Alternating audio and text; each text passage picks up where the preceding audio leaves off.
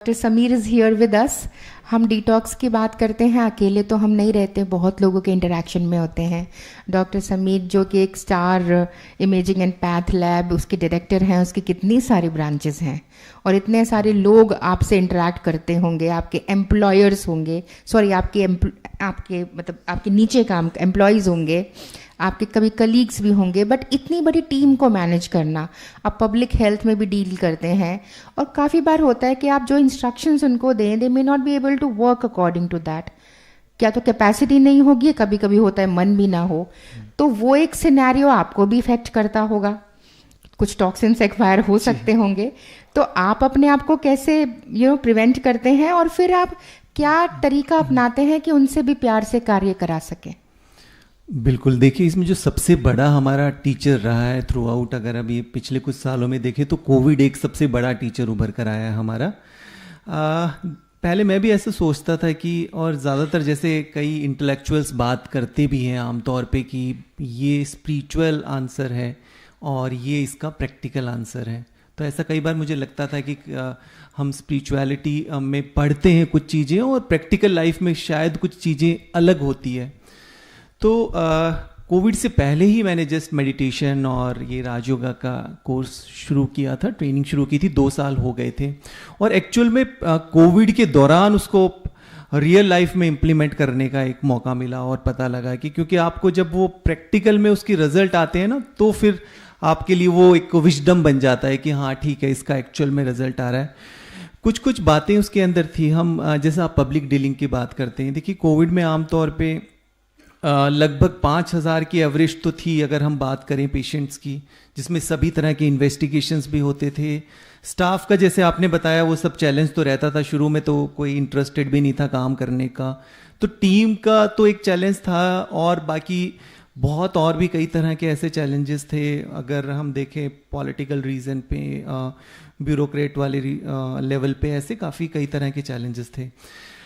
इसमें सबसे ज़्यादा जो मुझे हेल्प किया प्रैक्टिकली, जैसे हम छोटी छोटी बातें इसमें सीखते हैं, हमें लगता है वो छोटी बातें हैं पर एक्चुअल में वो बहुत हेल्प करती है। जैसे हम इसमें सीखते थे कि आपको ज़्यादा जो काम करना वो अपनी स्थिति पे काम करना है, परिस्थिति पे काम नहीं करना। मतलब सिचुएशन तो आपके कंट्रोल में बहुत ज़्यादा है नहीं, है ना, आपका स्टेट ऑफ माइंड, अभी जैसा हम सुन भी रहे थे, सब चीज़ें काम उसी पे करना है। तो मैं बार बार वही वाली थ्योरी को अप्लाई कर रहा था उस समय कि मुझे अपने स्टेट ऑफ माइंड को ठीक रखना है।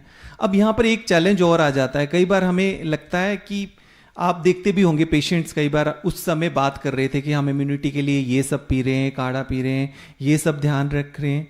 तो ऐसा होता नहीं है कि उस टाइम आप अपनी इम्यूनिटी का ध्यान रख रहे हैं, उस टाइम थोड़ा आप योगा कर रहे हैं, स्ट्रेचिंग कर रहे हैं और आपको कोविड नहीं होगा, कोविड की सीवियरिटी नहीं होगी, ऐसा नहीं होता ना। वो एक लंबे टाइम तक आपको उन चीज़ों के लिए प्रैक्टिस करना होता है। तो फिजिकल लेवल पे तो जैसे मैं हमेशा से एक रूटीन मेरा बना हुआ था कि चाहे कुछ भी हो जाता था, मैं कभी एक्सरसाइज नेवर एवर, मैं कभी मिस करता ही नहीं था। वहाँ पे भी हमेशा सेंटर में भी रात को 2 आमतौर पे बज ही जाते थे, 1 या 2, पर फिर भी सुबह उठ के कि एक्सरसाइज करनी है। ऐसे ही मेडिटेशन की भी आदत पड़ गई थी कि नहीं, आपको मेडिटेशन करना ही करना है, कि वो फाउंडेशन हो गया। तो ये चीज़ समझ आई कि अगर आपकी दिन की शुरुआत ठीक हो गई, आपने फाउंडेशन पे थोड़ा सा काम कर लिया पूरे दिन की, तो फिर चीज़ें थोड़ी ठीक चलती जाती हैं। दूसरा एक चीज़ और, जैसा हम पैथोलॉजी में हम टेस्ट करते रहते हैं पूरे दिन कि सब चीज़ें चलती रहती है, तो एक चीज़ और यहाँ पर सीखी कि चेकिंग।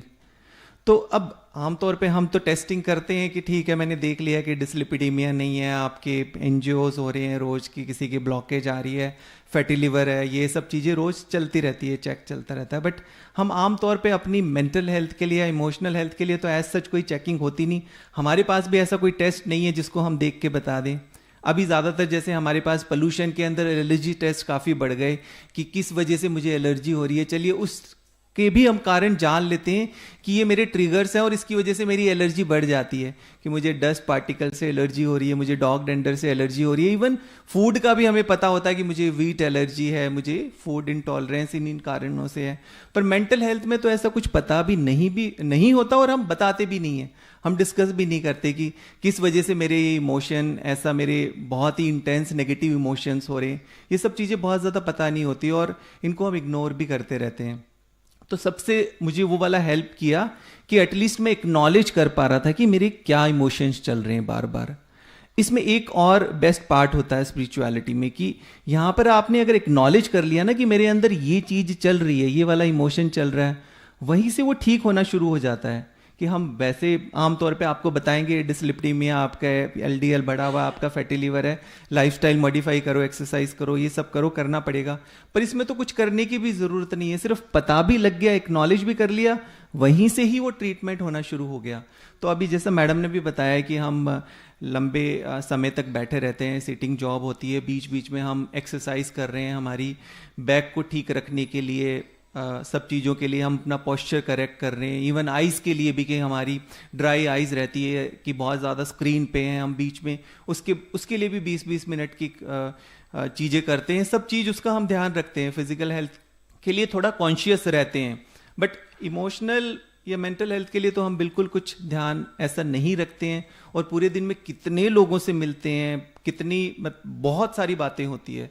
तो इसमें सबसे ज़्यादा ज़रूरी है, देखिए शाम को आप करेंगे, इवनिंग में एक बार आप जर्नल लिखेंगे, थोड़ा सा आपने इंट्रोस्पेक्ट कर लिया, पर वो बहुत ही ज़्यादा हो जाता है पूरे दिन में। इसलिए थोड़े थोड़े टाइम में आपको उसको सेटल करना है, मतलब 2 घंटे 1 घंटे के अंदर बीच बीच में थोड़ा आपको अवेयर रहना है। बस इसमें आप अवेयर रहेंगे तो समझ लीजिए वो करेक्ट होना शुरू हो जाता है और फिर थोड़ा हम ट्रैक पे चलना शुरू हो जाते हैं। Doctor Sameer, single line message for the audience. ये बहुत ज़्यादा कॉम्प्लिकेटेड नहीं है, हमें लगता है कि हमें ये सब कुछ करना पड़ेगा, वो वे ऑफ लिविंग हो जाता है आपका थोड़े टाइम में, और आपको अलग अलग उसके लिए अलग से कोई ज़्यादा एक्स्ट्रा टाइम निकालने की ज़रूरत नहीं है। बस वो थॉट को चैनलाइज करना सीखना है।